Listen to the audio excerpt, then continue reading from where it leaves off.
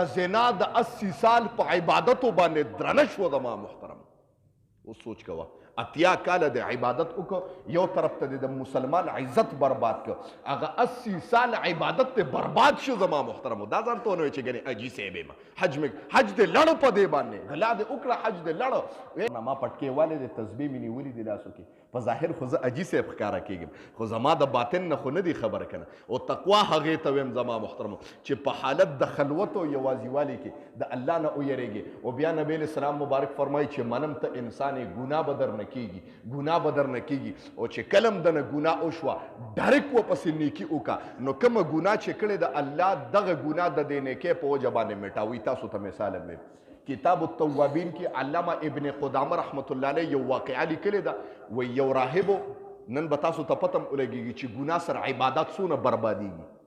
وایي د راهب 80 سال عبادت وکړه، یو کوټه کې ناست و، هغه وخت کې د عیسایانو زمانه وه، د عیسی علیه السلام دور. 80 سال عبادت وکړه، نو لاندې کړکۍ کې وکتل، غسلخانه کې یو زنانه ولیده چې بربنډه ولامبلې، بره داسې بانخانه وه، دی راکوشه د عیسایانو د مانه وه، دی راکوشه د هغې نه حاجت پوره کړه چې غلط کار یې وکړه، بدعملي وکړه. د ده سمجھ راغی چې زه خو یو راهب یو بزرګ یم، د عیسایانو ملا یم، ګناه مې وکړه، څه به کېږي را سره. د دې ورسره ډېر فکر و. وایي کله چې زنکدن وفات کېده یو فقیر راغی. نن تاسو ته ووایم چې ګناه څونه نقصان کوي، او بیا ګناه پسې چې د نیکي وکړه نو الله هغه نیکي په وجه باندې دغه ګناه میټاوي. وایي یو فقیر راغی راهب ته یې د الله په نامه سره راکړه، خو د راهب زنکدن وفات کېده، نو په ګوتې ورته اشاره وکړه چې دغلته زما شکور تیلې پرته ده، هغې نه ډوډۍ وباسه. وایي هغه فقیر ډوډۍ واغسته ولاړه، دعا یې ورته وکړه. راهب چې وفات شو، علما کرام لیکي، علامه ابن قدامه رحمت الله علیه لیکي، وایي دغه راهب چې کله الله ته پیشي وشوه، نو چې یو طرف ته وکتل 80 سال عبادت چابلی کې واچو، بل طرف ته زنا واچوله، هغه زنا د 80 سال په عبادتو باندې درنه شو زما محترم.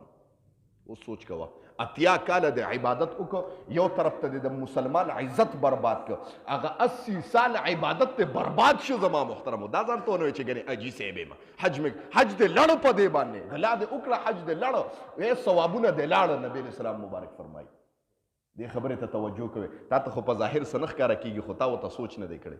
وایي بیا فیصله را باندې د جهنم وشوه، یو شی راغی دوباره یې چابلي کې واچو، یو دونه ټوکړه وه د ډوډۍ، هغې چابلي کې واچولې، په زنا باندې هغه ټوکړه درنه شوه. الله زما مغفرت وکړه، جنت ته یې دننه کړم. ما سوچ وکړو او تپوس مې وکړو الله دا څه دي؟ وایي ما ته رب وفرمایل چې تا ګناه کړې وه، خو ګناه پسې دې بیا نیکي کړې وه، نو هغه ګناه په دغه نیکۍ باندې چې تا یو صدقه ورکړې، هغه ما ختمه کړه، ما ستا د جنت ته دننه کېدو فیصله وکړه. ټول څوک سره سبحان الله. ګناه دې وکړه، نبی اسلام د ټولو نه مخکې نبی اسلام فرمایي اتق الله حیث ما کنت، د الله نه ویریږه. دا مه وایه، تاسو ته لنډ غوندې مثال ویم، دا مه وایه چې الله ګورې شته، اگر که تا ته نه ښکاري. یا رسول سلام علیکا، یا حبیب سلام علیکا، سلام